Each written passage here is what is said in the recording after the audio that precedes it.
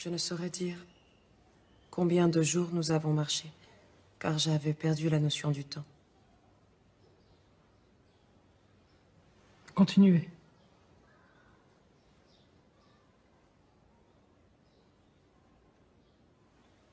Mais cela dura plusieurs semaines, au cours desquelles plusieurs autres infortunés comme nous vinrent nous rejoindre. Nous ignorions tout de ce qui nous attendait.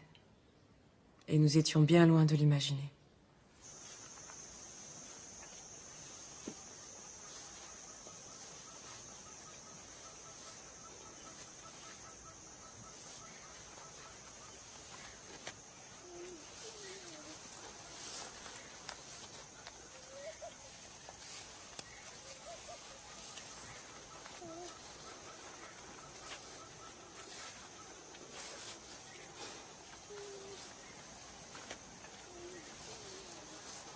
La traite des Noirs interdite en France depuis 7 ans se poursuit dans la clandestinité entre l'Afrique et les Amériques.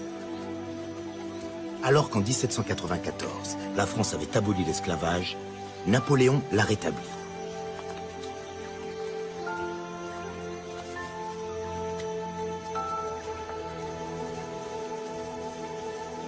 Devant le laxisme des autorités, les armateurs négriers de Nantes, Bordeaux et des Antilles continuent leur lucratif commerce triangulaire.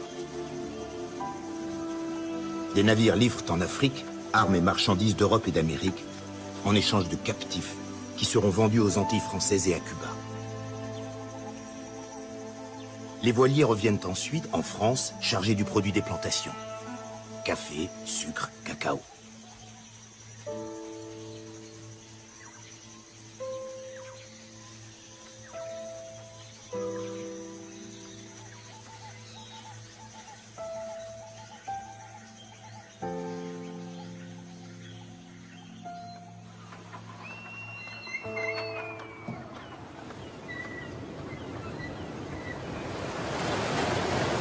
Un matin de l'hiver 1825, un brick nantais, le bienfaisant, fait voile vers le golfe de Guinée. Il lui faudra 3 mois avant d'atteindre la côte sud-ouest de l'Afrique. Mon cher petit-fils, j'avais votre âge quand j'ai fait mon premier voyage. Si je me suis lancé très tôt dans le commerce d'esclaves, c'est pour la prospérité de notre famille. Le capitaine Lavergne a accepté de vous prendre comme pilotin, Joseph. C'est à votre tour d'apprendre le métier et, comme tous les monrois, de gravir un à un tous les échelons.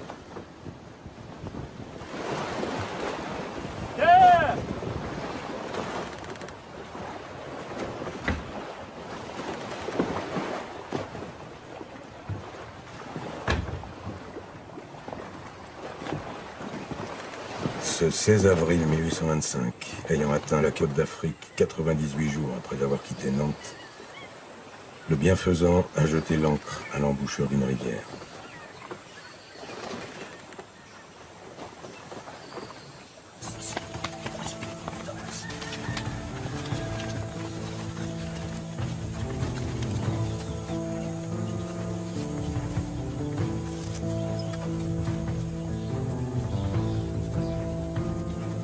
La fourniture de la marchandise humaine reste l'affaire des trafiquants locaux, qui profitent des guerres tribales, famine ou razzia, pour s'approvisionner. Ils autorisent parfois les négriers blancs à traiter eux-mêmes avec la population. Ces derniers, qu'ils viennent d'Europe ou d'Amérique, apprennent à se plier au long rituel des négociations. Après nous avoir fait attendre 12 jours, King Pepel s'est enfin décidé à nous accorder une audience. J'ai décidé de me faire accompagner de notre chirurgien, Cela sera d'un riche enseignement pour lui, car n'étant jamais venu dans ces régions, je doute fort qu'il imagine de quelle manière se déroulent les palabres, et ne lui en ai rien dit. Mais j'ai refusé que Joseph nous accompagne. Il est encore trop jeune. Capitaine Laverne, bëgg naa ci gisaat la nga dellu si ak wér gi yaram. Je suis bien heureux de te voir revenir en bonne santé. Et moi, je suis bien heureux de revoir un aussi bon et grand monarque que Sa Majesté, dont la renommée a publié tant d'actions glorieuses. Mi welti ko hono ma lando yewtana hono o. Ndax dafa am looy xaar ci man. Vous attendez quelque chose de moi, capitaine? Je prie Sa Majesté de donner ses ordres pour que je sois bientôt chargé et que je puisse retourner dans mon pays, où je ferai connaître le caractère royal du grand et puissant roi que j'ai le plaisir de revoir. Lan mooy ay bëgg-bëggam. Quels sont tes besoins, capitaine? Il me faut 300 perruches et mulets, dont la moitié en pièces d'Inde. Mami heba temet tati e nder ɗum a tawi piège angel na hen. Mënuma loolu nekku fi mënuma ko jox lu weesu téeméeri bopp ak juróom-benn fukk wala ñaari téeméeri bopp. Je ne pourrais vous fournir que 160 à 200 pièces. Alors, donne-moi l'autorisation de traiter avec les habitants.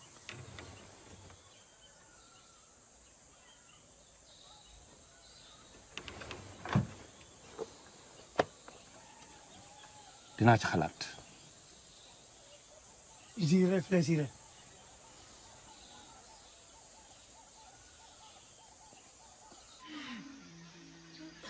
On a attendu des jours et des nuits. Il y avait avec moi des femmes et des enfants de notre village et de villages plus éloignés que je ne connaissais pas. Les hommes étaient dans des cases à part. Il y en avait qui s'étaient battus de toute leur force et d'autres trop faibles pour résister.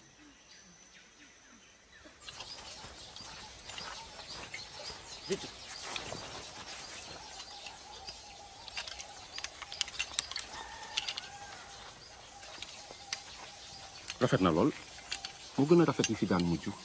C'est une belle arme, bien plus belle que les dernières. Il y en a 120 hollandaises comme celle-là, et 800 françaises semblables aux précédentes. Téeméer et nogas, français no tawaay moom. Doolem àgg na ci lu ndaw lële waa ji yore. Crois-tu qu'elle puisse atteindre la course? Sa Majesté pourrait facilement atteindre un objet encore plus petit. De waay wonde hono moom.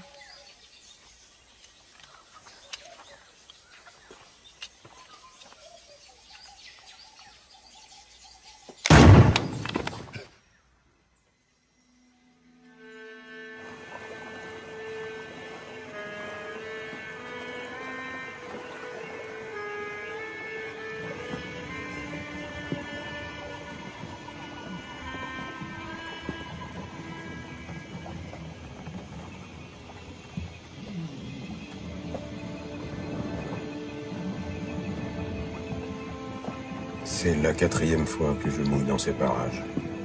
Et à chaque fois me viennent les mêmes sentiments. Ici, c'est l'attente et la mort.